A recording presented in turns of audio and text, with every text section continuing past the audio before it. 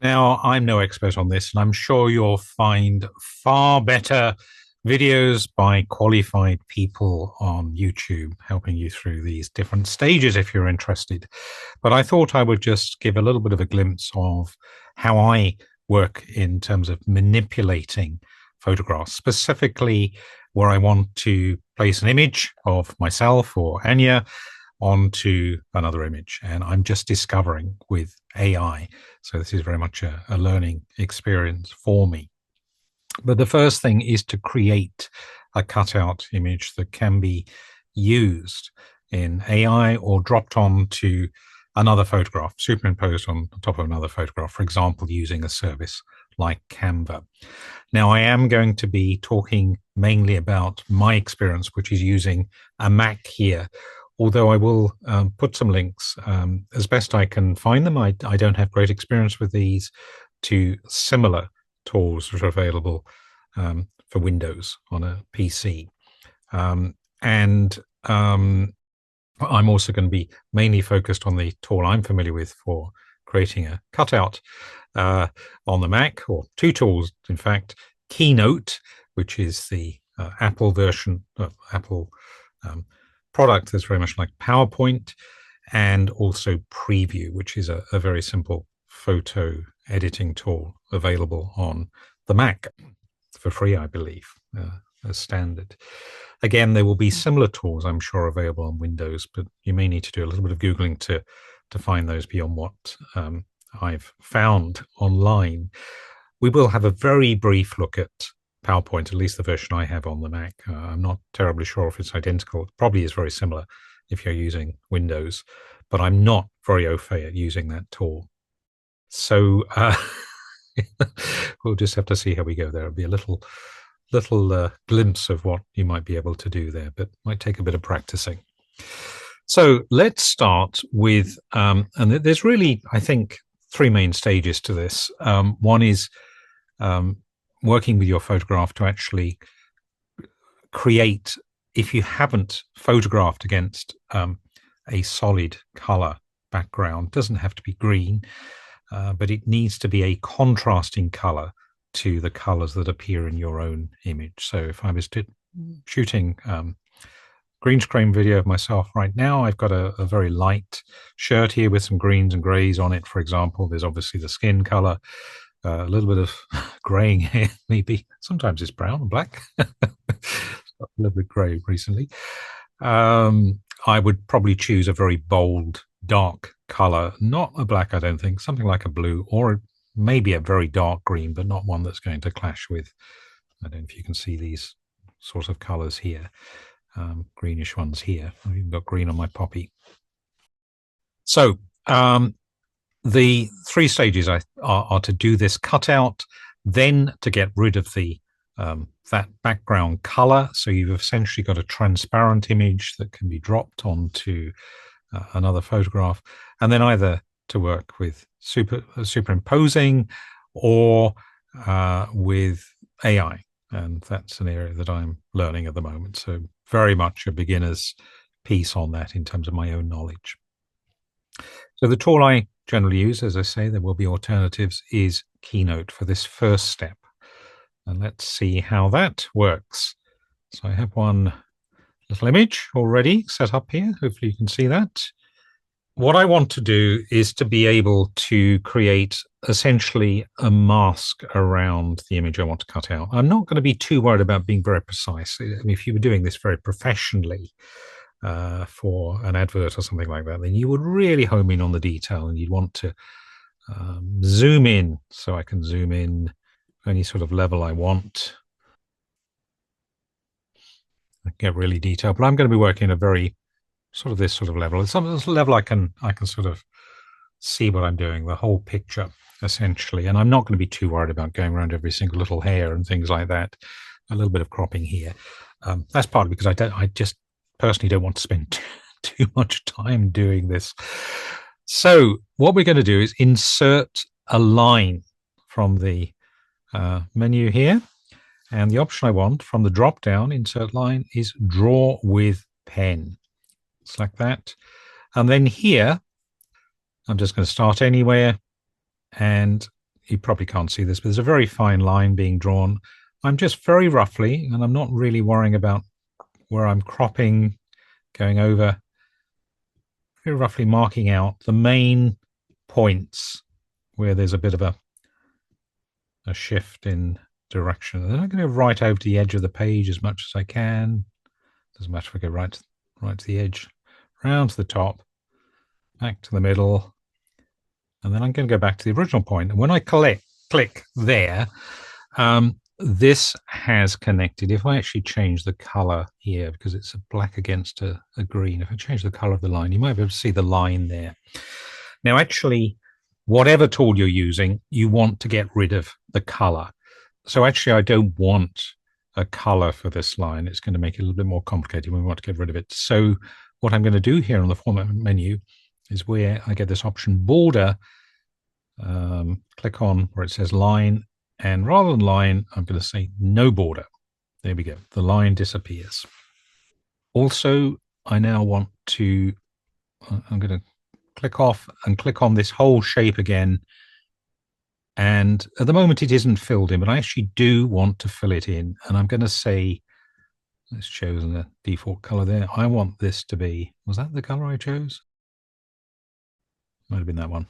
Now, if I double click on this image again, I've actually got quite a lot of control over what I can do with these different points around the edges. And you'll notice that there are different shapes to these. This one is, well, you may notice this. There is a circular point here, and this one is like a square. The square ones are what are called sharp points.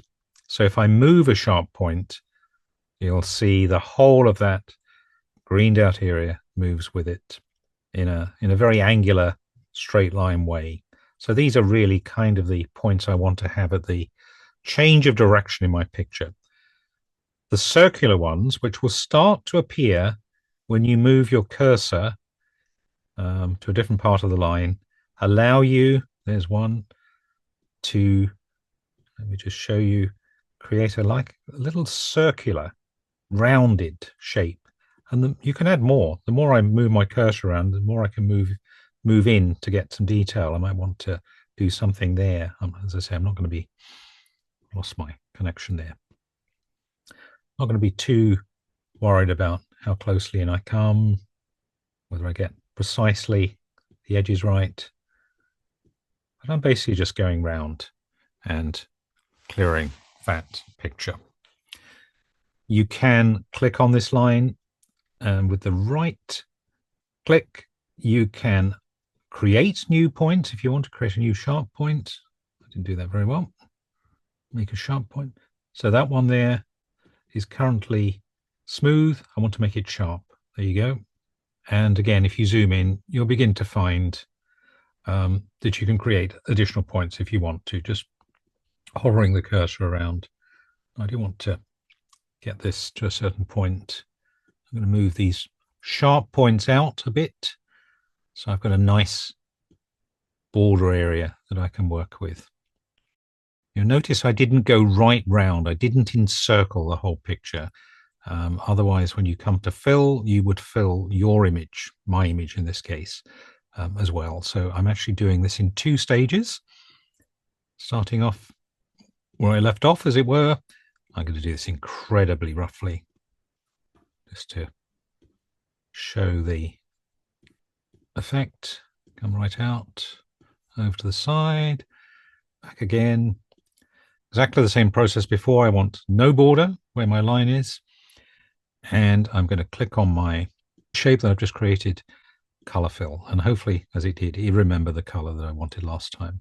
I'm not going to do very much editing here, but again, I could double click here and do some fine work if I wanted to.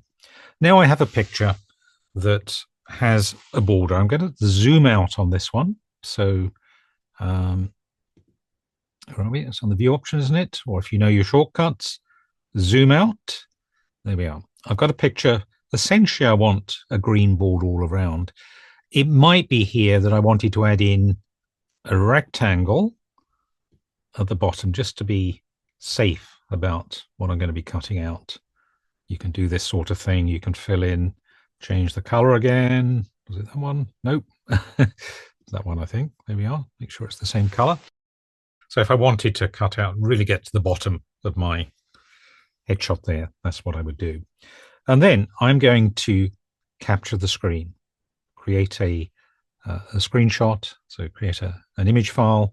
And on the Mac, the options to do this are the Option, Shift, and number 4. You press all of those together and let go, and you'll notice the cursor changes to this compass-like shape.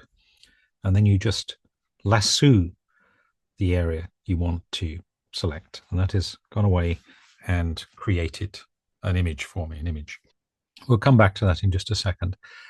Now we can do something similar in PowerPoint, which is the default drawing tool on PC, also available on the Mac. I'm showing the Mac version here. Depending on what version of PowerPoint you're using, there may be slightly different functions available. So looking at this same image again, I'm not going to go through and go right round and create a full mask here, but just to show the basics of what can be done. And I'm really not familiar with this, so I think it's something that takes a little bit of practice to get used to. I'm going to click on the Shapes menu here, and the option I want is this one, a curve. And then I'm literally just going to, as I did before, roughly draw around where I think the change of direction occurs. I'm not going to go right round the whole thing. Rather uncleverly, I've drawn something that I can't see with this line, but there is a black line there. And as we did in Keynote, here on the Format menu for the shape, so I've just clicked on the shape and it should bring up this Format menu, or if not, go up to the Format menu at the top. I want to select no line, and I want a solid fill. I'm going to go with the colorist. Well, shall I change it? I will change it. So click on this little paint fill color here. And again, I'm going to go with a nice deep green, I think, for this one. It's not clashing with any colors in my own picture. Now, if I right click on this image, hopefully, I can edit points as we did before. So you can see I can move around these little black squares. And indeed, from that same menu, right-clicking, I can add a point if I want to, move that around to wherever I want. And we can, as before, make something smooth or straight. Let's make this one a smooth one. So that gives you more of this kind of circular, rounded effect, as opposed to the more angular one you get with a straight point. Might want to add another one in there. Oops, this is where I'm not familiar. I keep on clicking out of the object, clicking onto the background. So again, I go back and right click to edit, right click to add a point. And you can just do what you want going all around. I'm not going to complete the mask there, but just shows that the same sort of effect can be done using PowerPoint. And I'm sure there are other tools as well that will do this for you. So you might remember that we created a screenshot of a file, which of course you can do in PowerPoint or whatever tool you're using as well. So let's find my screenshot. It's going to be on my desktop. You're not going to want to see me. Let me get rid of all the clutter on the screen, and you should be able to see way up there. I have my file that's been captured sitting on my desktop. I'm just going to double click on that. That's all you have to do on a Mac. Sure, it's very similar on a Windows. And by default, this opens the standard photo editing tool preview. There we have our image. Let me move it into the center a little bit so we can see it more clearly. Spread it out a little bit. And you may find that not all of these toolbar options are available. It depends what the default type of file is, PNG or JPEG. So you may have to, for example, I'm PNG here, which is fine. I may have to save it as a JPEG, or indeed if it's a JPEG by default, I might have to save it as a PNG style, but PNG is fine. I'm just going to click on this little pen here, the markup toolbar, and there's this option here, Magic Wand Instant Alpha, which allows me to get rid of this solid background. So you can see my cursor there, little cross, and I'm just going to move this just very slightly, and it highlights that whole area.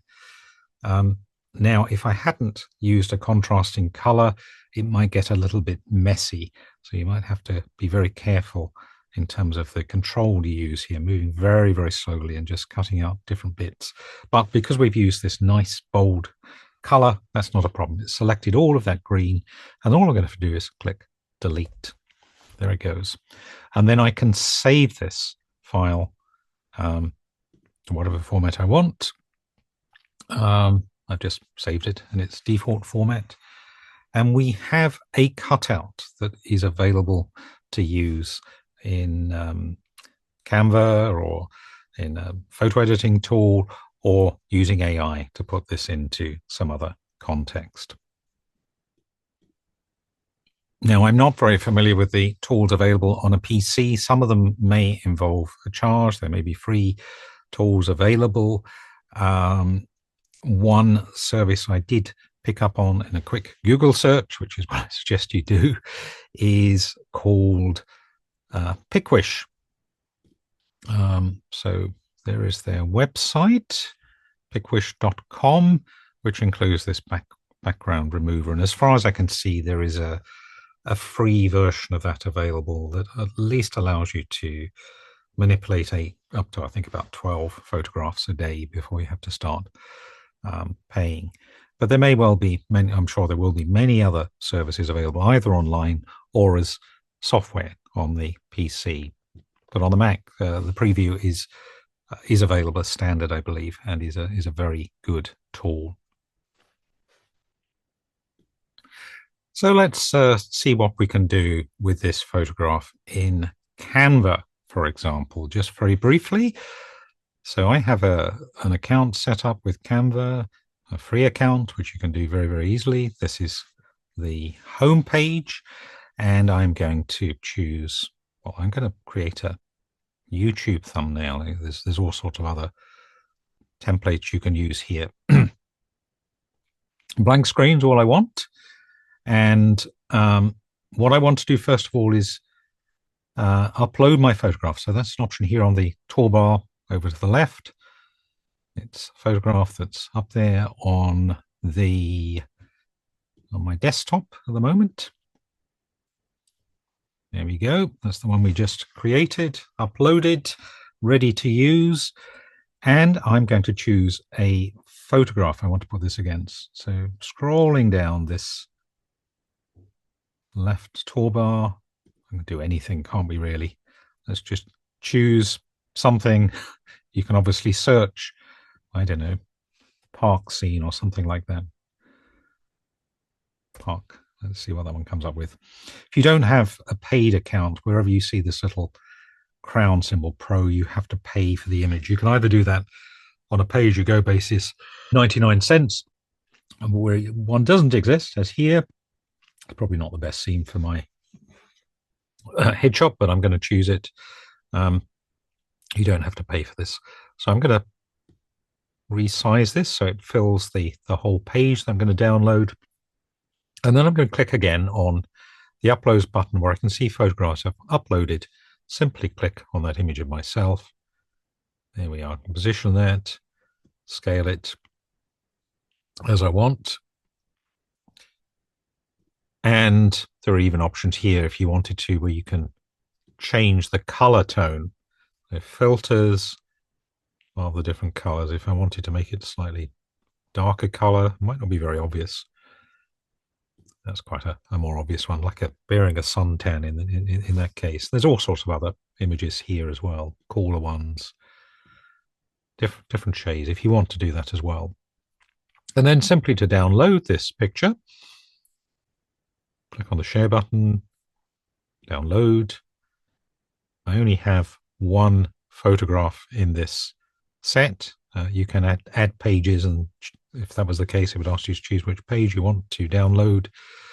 Click download, and away it goes. And I will have this photograph downloaded as a JPEG file, I think it is. No, sorry, it's a PNG file in my downloads folder. Actually, that isn't too bad. So some little hints there about what you can do with Canva. That can be quite good fun to play with. As I say, I don't spend hours and hours and hours doing this. Don't really have the interest or energy to do it. You can be very detailed and precise, zooming in and getting all those around the edges bits right. But for these odd photographs, I found in practice, it doesn't generally matter too much if you've got that fairly rough mask. That's generally going to be good enough. And we'll take a look at a much simpler way of working with green screen, actually getting rid of that background mask using the paid version of Canva, Canva Pro later, along with a number of wonderful features that are available for photo manipulation for the paid service.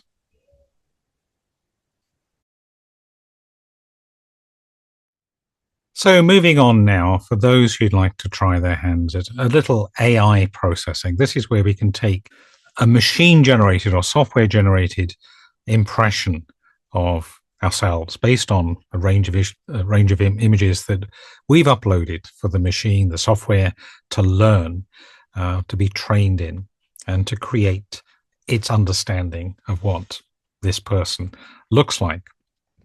I am using a tool called Astria. There are various tools available, but this is one that was introduced to me. I have only recently started using this, so I am very unfamiliar with it, but I'm just going to talk through the basics that I have come to understand. So first thing we need to do is to access the website. And the website link, along with everything else I'm mentioning in this video, I will put in the description for this video. I'm already signed in. You do need to have an account to use this particular software.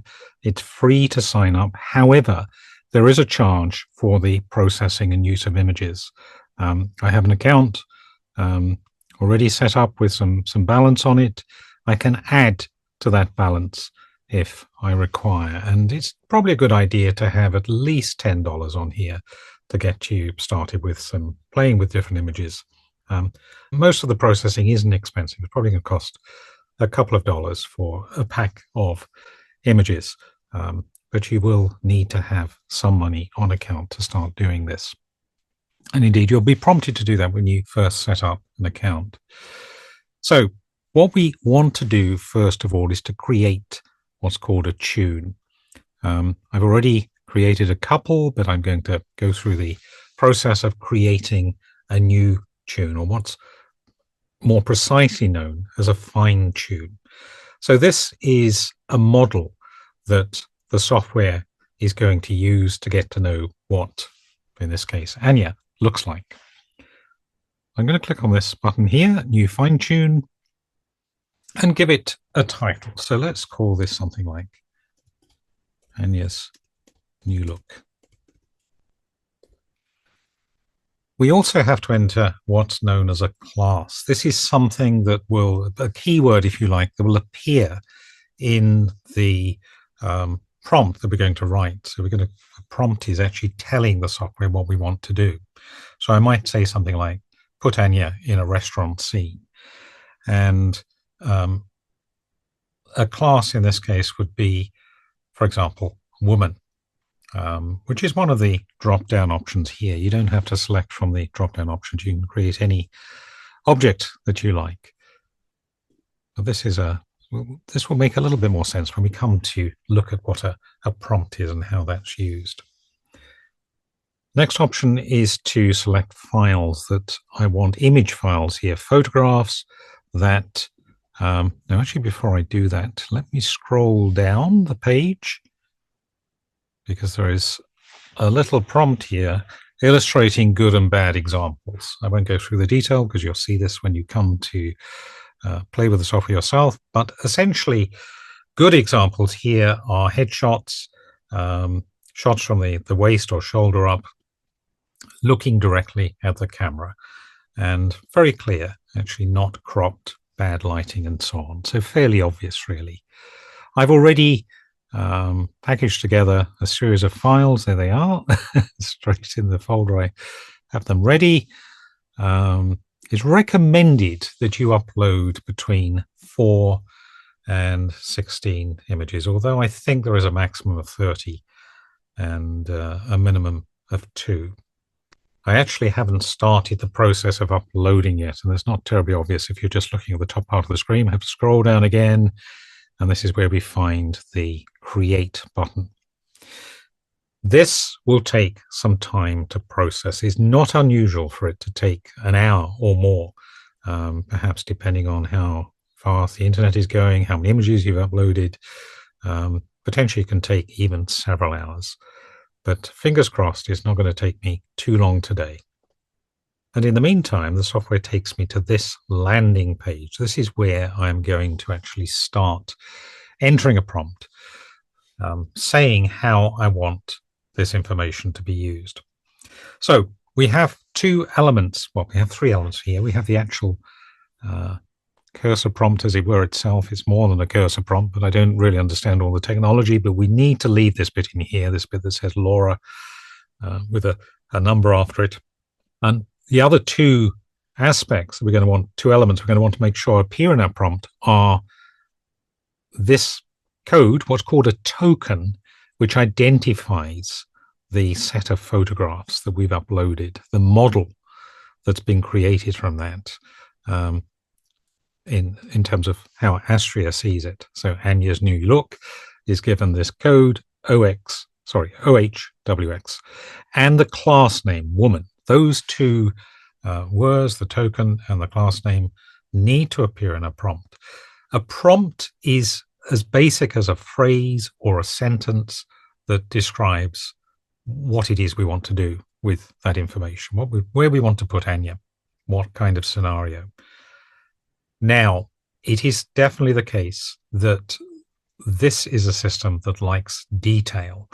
So if I was just to put in a few words, it would produce some interesting pictures, but I'm going to get a much, much better result if I take some time to actually fill in a little bit more detail, create a little bit more of a story about what specifically I want. I have actually already done this. I've already put together some words, which you can see on the screen now. This is just in a word processing tool. I just tapped out something, a little story, my projection of Anja, what kind of lifestyle she has, and I'm filling in a little bit here around who she is, what kind of age, her attitude, and also the kind of tone that I want for this particular image, the kind of tempo, if you like. So we're looking at someone that's professional. She's in a contemporary environment. She's kind of outgoing. She's living in a big city. It's based in modern times. I could, if I want, put Anja in a mythological role or way back in time in some mystical scenario or some fantasy scenario, but I actually want to put her into a situation that I can relate to as Anja. So these are words I've come to just to start this off. I'm going to copy these, and there is a tool available that is going to be able to create a prompt for us. And this is using a software tool. Again, you need to set up an account. If you don't have one, it's free to do so, called Flux-AI. Again, the link will be in the description box. And I want to choose from the free tools menu, Flux-AI prompt generator. I'm simply going to, let me just scroll down a little bit, paste in the little description, the little prompt I've put together in my word processing tool, click generate, and voila, we have a new, very precisely defined prompt. I'm going to click on this little page, double page symbol here to copy this. And then I'm going to skip back to my prompt. Anja's new look, ready and waiting for me to say, where do I want to put Anja? I'm just going to paste in everything that I've just copied. And remember, I said that these two words, OHWX, identifying the model, this Anja as the software sees her based on the images we uploaded, is what we want to use, and the class word woman. Well, actually, that word does appear in the first sentence here of my prompt, so I don't need to worry about filling that one in. But I'm going to copy and paste the token, this identifier, whatever it was, XW, and I'm just going to put it, why not, right next to that word woman. Put this person, so it's identified clearly to the system what we want to do. I can just space back a bit there. Now I have to wait for my fine-tune to complete, and at the moment I can see here a message telling me that it's going to be around about 34 minutes before that's completed. So I will come back shortly, but by the magic of YouTube and editing, we can actually zoom forward in time. So I've just had an email from Astria telling me that my processing for Anja's better side, this set of photographs, we set up this model of what it sees Anja's better side is, or this person called Anja's better side is ready. And clicking on the link that was sent to me in my email takes me back to the page, the landing page we were looking at before, where the software is now expecting me to enter my prompt. We created that before. Sometimes I've found that the prompt you created can disappear when you come back to the screen. It's sort of waiting for you to put in a new one. So if you do, as I did just for the purpose of this video, sort of showing a fill-in before we came back to this point, if you do create the prompt ahead of the processing of the photographs finishing, good idea to copy and paste just to be safe. Otherwise, you'll end up having to go back to recreate it if you typed it in from scratch, or going back to Flux-AI and recopying and pasting here.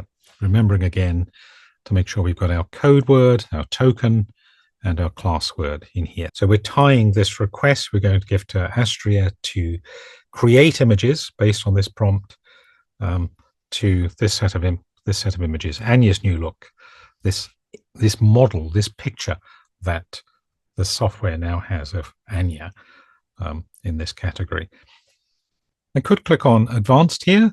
I don't know all the options here, but ones I do know is that you can change the width and the height.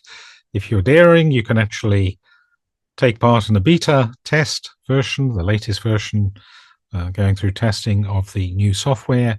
And over this side, the number of images will allow us to specify how many images we want the software to generate. I'm just going to stick with the default here of 4. Ordinarily, though, you might not need to worry about those more advanced options. Scrolling down the page, either from the basic screen or the more advanced one, you should see this option, Create Image. Scrolling down further, we will see that there's my prompt I included. Currently, this is queued for processing. So again, it may take a good few moments, if not longer, before these images are rendered. When complete, we'll see our images appearing here, at least some thumbnails. I'm going to download these. That's this little button here. Some probably I'm going to relate to more than others. Let's click the download, and away it goes. And by default, this will end up in your default downloads folder. So go to whatever the folder is where files are downloaded by default, and you'll see that we have a zip file here.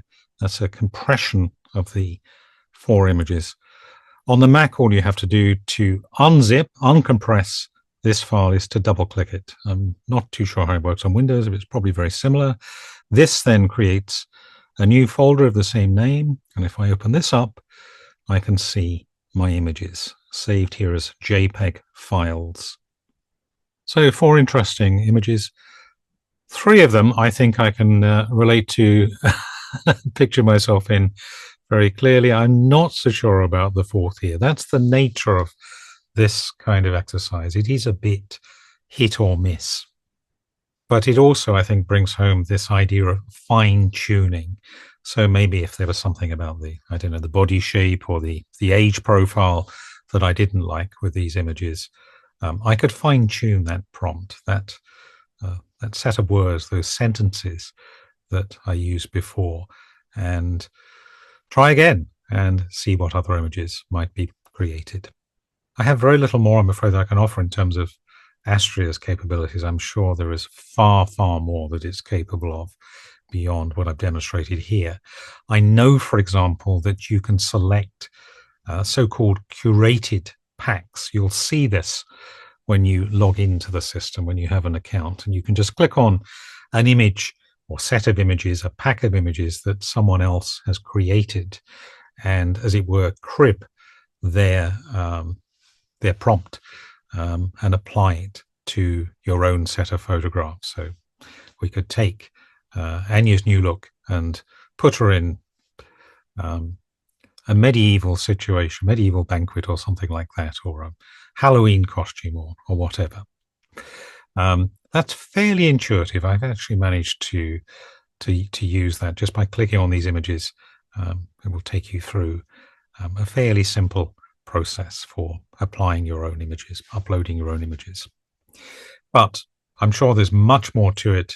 There'll be much more for me to learn and to experiment with. And of course, all of this technology is developing at such an amazing pace, giving us amazing tools to explore and allowing us to put ourselves in the picture.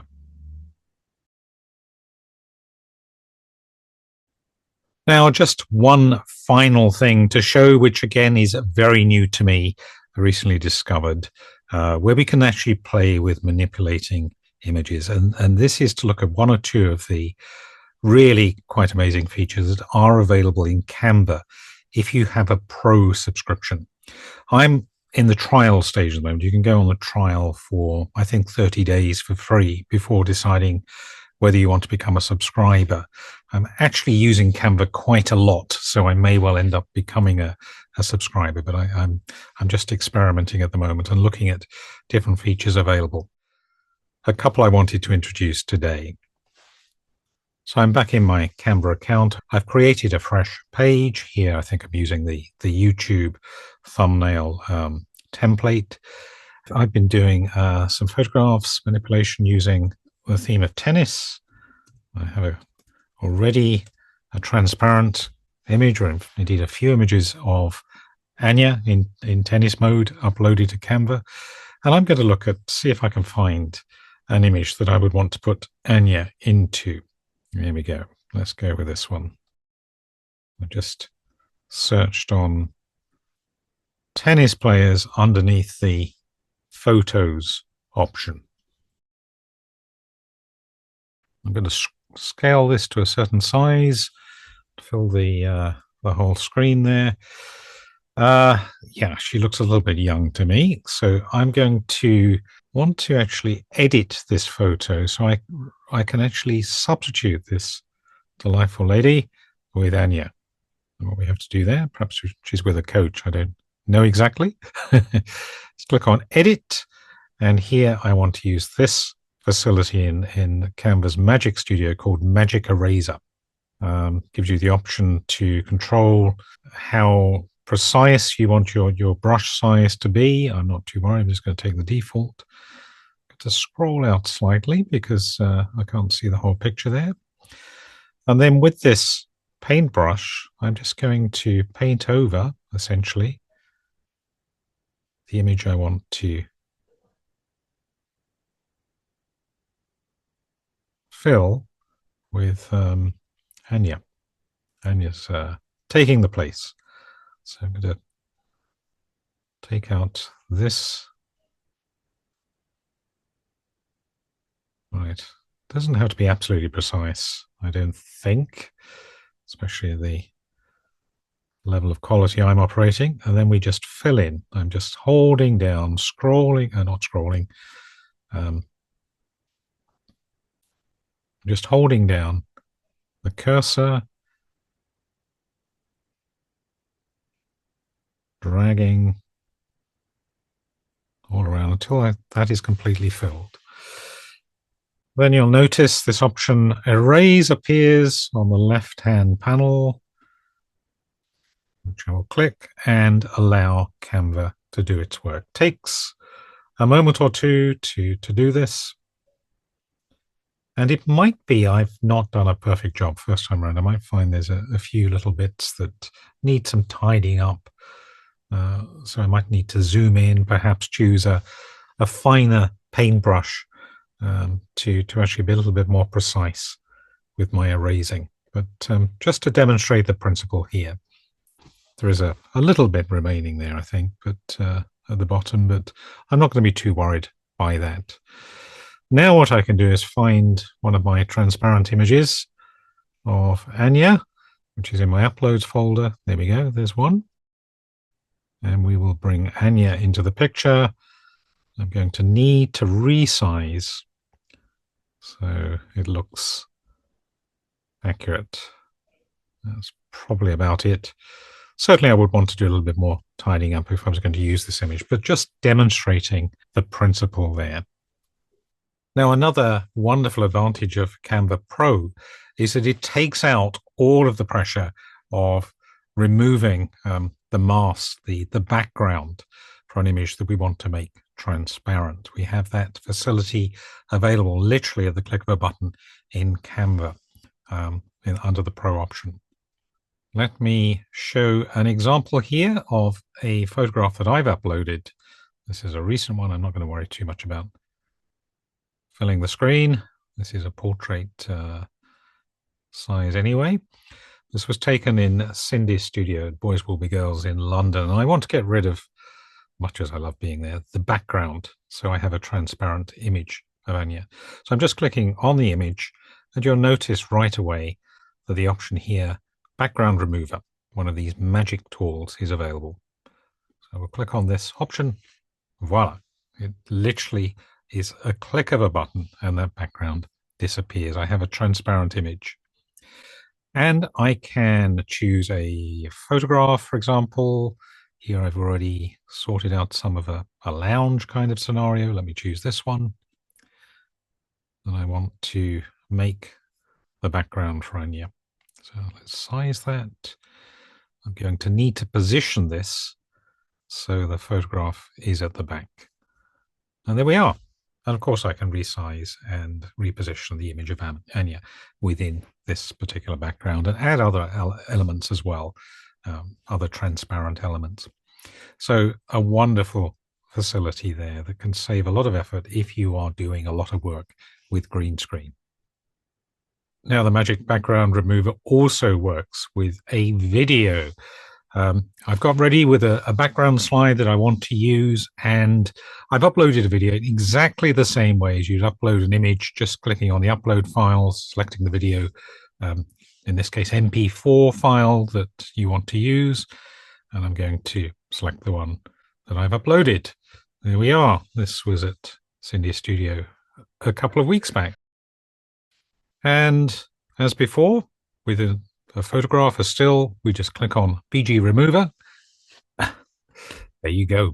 And of course, I can resize my video, reposition. I can, if I wanted to, with edit, I can change the background tone as well. Simple. Now, there's another really, what I think is quite interesting feature available in Canva with the Pro version. And I'll need to select a photograph to illustrate this. Let me just scale this a little bit so we can see it more clearly. And this is another of the magic tools options. So I'm going to click on the photo, as I have already clicked on the photograph, click Edit. And here from the Magic Studio, I'm going to use the magic grab option. So you'll notice as I move the cursor to different areas of the screen, different objects, they're being highlighted. I'm going to highlight this ball here. Click on this, you'll see it goes and completely fills out, and then I will click on the grab button. It'll take a moment, and what Canva is doing is separating this object, this ball, from the rest of the picture.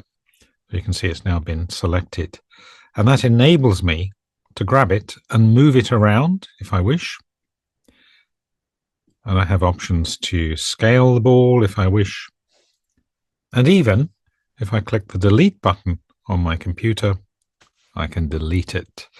So this is another way of manipulating photographs, and that delete option, given that you can, with the magic grab, let me just illustrate again.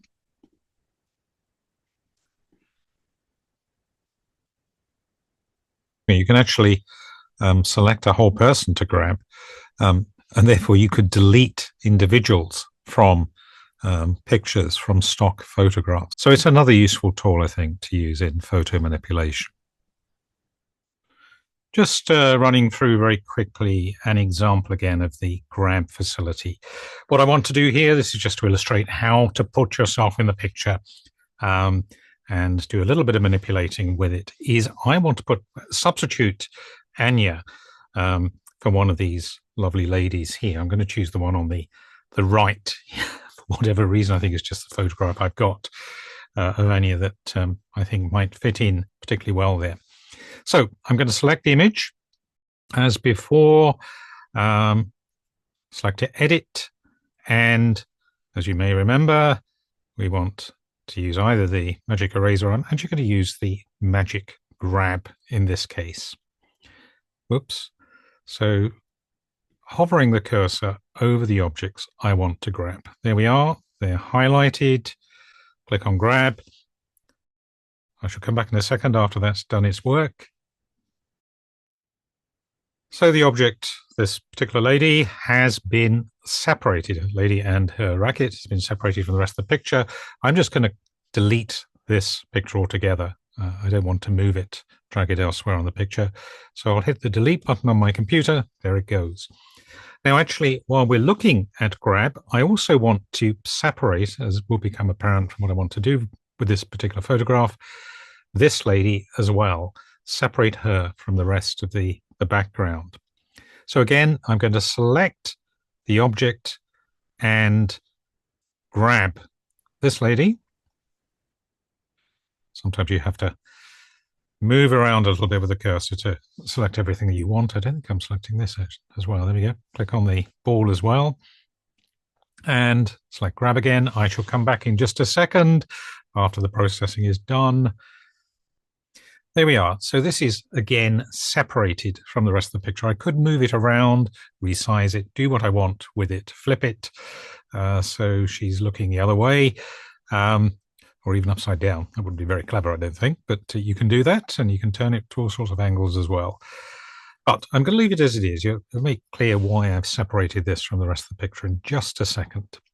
Next thing I want to do is bring in a picture of Anja. So from my uploaded files, I'm going to choose, which one shall I choose? This one. And I want to remove the background. This was shot in Cindy's studio in London. So I'm selecting BG Remover. There we are. It didn't take very long.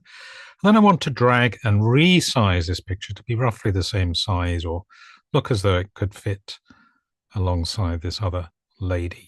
There we are. Now, you'll notice that this photograph of Anja is sitting in the front, and it looks as though her racket is hitting the lady in the face behind, which isn't very clever. So I actually want to move this so it is placed behind the image of the other tennis player. So I'm going to select the position option here. This is a standard option available in Canva for free. You don't need to be on the Pro version for this.